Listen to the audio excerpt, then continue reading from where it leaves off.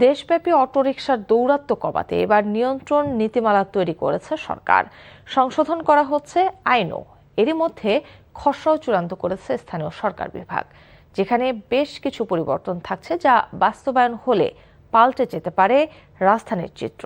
মন্ত্রিপরিষদে এ সপ্তাহে অনুমোদনের কথা রয়েছে নতুন এই সংশোধনটির। অটোরিকশা নিবন্ধন সহ ধারণ সক্ষমতা নির্ধারণ ও উৎপাদন নিয়ন্ত্রণে বেশ কিছু সিদ্ধান্ত নিচ্ছে সরকার। নাজিবুর রহমানের রিপোর্টে বিস্তারিত। রাজধানী সহ সারা দেশে অটোরিকশা এক আতঙ্কের নাম। বাহনটির অনিয়ন্ত্রিত চলাচল আর অতিরিক্ত গতি সড়কে তৈরি করছে বিশৃঙ্খলা। গত 2 বছরে এই বাহনের সংখ্যা বেড়েছে প্রায় কয়েকশো গুণ। বেসরকারি বিভিন্ন সংস্থা তথ্য মতে 60 লাখ অটোরিকশা দাপিয়ে বেড়াচ্ছে মূল সড়ক আর অলিগলি। মোট দুর্ঘটনার প্রায় 9% হচ্ছে 3 চাকার এই বাহনে। বিদ্যুৎ অপচয়ও পিছিয়ে নেই অটোরিকশা। এমন পরিস্থিতির লাগাম টানতে যাচ্ছে সরকার। নিয়ন্ত্রিত হচ্ছে অটোরিকশা বা ইজি বাইক। খসড়া আইনও ইতিমধ্যে চূড়ান্ত করেছে সংশ্লিষ্টরা। বিআরটি এর মতো তৈরি হচ্ছে লাইসেন্স প্রদানকারী সংস্থা। ঢাকার 8টি জোনে বিভিন্ন রঙের রিকশা থাকবে, যা নির্দিষ্ট এলাকার বাইরে যেতে পারবে না। তা তদারকিতে বসবে জিপিএস সিস্টেম। এছাড়াও অনুমোদিত প্রতিষ্ঠান ছাড়া ব্যক্তিগত উদ্যোগে অটোরিকশা উৎপাদন বন্ধ হচ্ছে।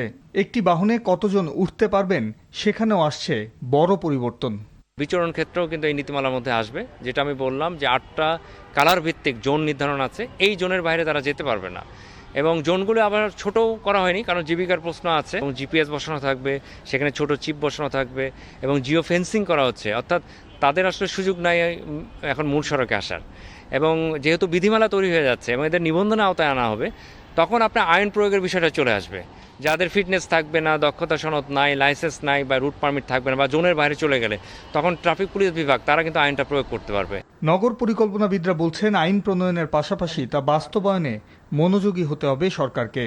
অটোরিকশা চালকের সংখ্যাটা এত বেশি হয়ে গেছে, যেটাকে অনিয়ন্ত্রিত বৃদ্ধির কারণে সরকার এখন যে কোনো সিদ্ধান্ত নিতে গেলে তাকে পলিটিক্যাল একটা প্রেশার রাজপথে ফেস করতে হবে। রাজপথে এই প্রেশারটা ফেস করতে গেলে কিন্তু তার পলিটিক্যাল উইল নাগরিকদের কাছে স্পষ্ট করতে হবে যে কেন অটোরিকশা নিয়ন্ত্রণ দরকার, এবং অটোরিকশা চালক যারা আছেন তাদেরকে কিভাবে এই নিয়ন্ত্রণের মধ্য দিয়ে তাদের কর্মসংস্থান, তাদের সামাজিক সুরক্ষা সেটা দেয়া হবে। এমন অভিযোগ আমরা শুনেছি যে খোদ পুলিশেরই অনেকে এই অটোরিকশার থেকে টাকা পয়সা নেন, এবং যার ফলে তারাও চেয়েছে অটোরিকশাগুলো চলুক, এবং এর ক্ষেত্রে পুলিশের ঊর্ধ্বতন পর্যায়ের লোকেরাও এই যে সিন্ডিকেটের একটা অংশ ছিল। নগরীর সড়কে শৃঙ্খলা রক্ষায় বরাবরই ব্যর্থ নগর প্রশাসন। এবার ডিজিটাল ট্রাফিক ব্যবস্থার পাশাপাশি অটোরিকশা নিয়ন্ত্রণ করা গেলে স্বস্তি ফিরতে পারে বলে মত দিয়েছেন বিশেষজ্ঞরা। Najibur Rahman, NTV news, Dhaka.